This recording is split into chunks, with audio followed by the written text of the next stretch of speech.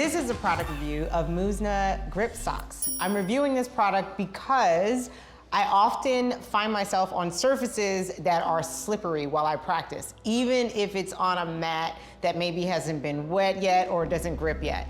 These will protect me and keep me from slipping during class or during practice, and they also keep my feet warm. My feet tend to get cold during practice, so these are a huge help.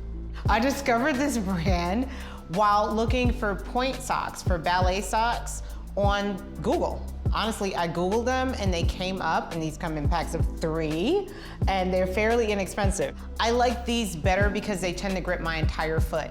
These socks grip true. I'm a size 6 in shoes. These are like a 5.5, so they really grip my feet and hold on so that I don't move when I don't want to.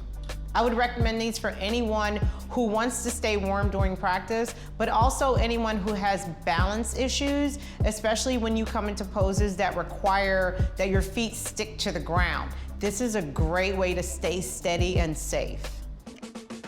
Are you looking for more product advice and wisdom from me? Or me? Or me? Hit that subscribe button or head over to thedesirecompany.com for more classes, how-tos, and reviews.